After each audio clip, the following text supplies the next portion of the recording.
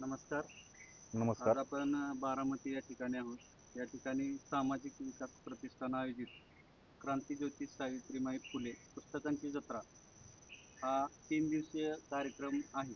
तर या कार्यक्रमाच्या निमित्ताने आपल्यासोबत आहेत या संयोजन समितीचे खजिनदार नवनाथराव वळकुंदे.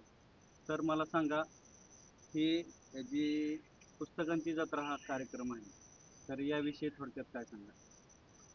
हा जो क्रांतीज्योती सावित्रीबाई फुले पुस्तक जत्रेचा हा जो कार्यक्रम आपण बारामतीमध्ये घेतोय, त्या कार्यक्रमाची पार्श्वभूमी तुम्हाला थोडक्यात सांगतो. आम्ही प्राध्यापक रवींद्र टकले म्हणून आमचे क्रांतीज्योती सावित्रीबाई फुले पुस्तक जत्रेचे ते अध्यक्ष आहेत कमिटीचे, आणि त्याचबरोबर उपाध्यक्ष बापूसाहेब लोखंडे म्हणून आहेत, आणि सचिव आर आर माडकर सर. तर आमची अशीच भेट झाली. भेट झाल्यानंतर चर्चा निघाली की काय सामाजिक काहीतरी कार्यक्रम घ्यायचा, असं थोडंसं आमच्या मनामध्ये होतं. आणि मग प्राध्यापक रवींद्र टकले सरांनी एक थीम मांडली, बाबा असा असा विषय आहे आणि हा चांगला विषय आहे युवकांसाठी. शाळा, कॉलेजेस, महाविद्यालयातील युवकांसाठी हा उपक्रम अतिशय स्तुत्यास्पद ठरू शकतो, आणि लोकांना हा अ, अतिशय हा गरजेचा विषय आहे. कारण मोबाईल, इंटरनेट ह्या सगळ्या गोष्टींमध्ये आताची पिढी गुंतून पडलेली आहे. पारंपरिक खेळ पण सगळे बंद पडत आलेले आहेत. वाचन संस्कृती लोप पावत चाललेली आहे. आणि त्या अनुषंगाने मला वाटतं की असा असा कार्यक्रम जर घेतला तर तुम्हाला काय वाटतं? आणि आम्हालाही काहीतरी एक वेगळा कार्यक्रम इव्हेंट पाहिजे होता. दरवर्षीप्रमाणे मी सातत्याने कार्यक्रमातच आहे, गेले 16-17 वर्ष झाले. मागच्या वर्षी असंच एक वेगळ्या पद्धतीचा कार्यक्रम घेतला होता. आणि मग म्हटलं सरांना, चालतंय ठीक आहे, आपण ही कार्यक्रम घेऊ, त्याची थीम तुम्ही व्यवस्थित मांडा. उद्याच्याला आपण या विषयावर परत भेटू. आणि दुसऱ्या दिवशी आमची भेट झाली, आणि मग त्या अनुषंगाने काय कार्यक्रमाला नाव द्यायचं.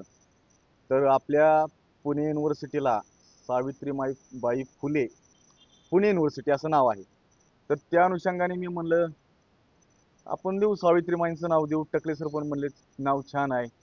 आणि मग क्रांतीज्योती सावित्रीमाई फुले यांच्या नावाने आपण ही पुस्तक जत्रेचा कार्यक्रम घेण्याचं प्राध्यापक रवींद्र टकले यांच्या विचारातून ठरवलं. आणि ह्या कार्यक्रमाला आपण आता सुरुवात केलेली आहे. आपण आता बऱ्यापैकी आपला कार्यक्रम अं, जवळपास 90% कंप्लीट होण्याच्या स्टेजवरती येऊन पोहोचलेला आहे. आता थोडे दिवस राहिलेले आहेत, एक 4-5 दिवस. 9, 10 आणि 11 असा 3 दिवस हा ज्ञानाचा सोहळा बारामतीमध्ये प्रथमतःच पार पडत आहे.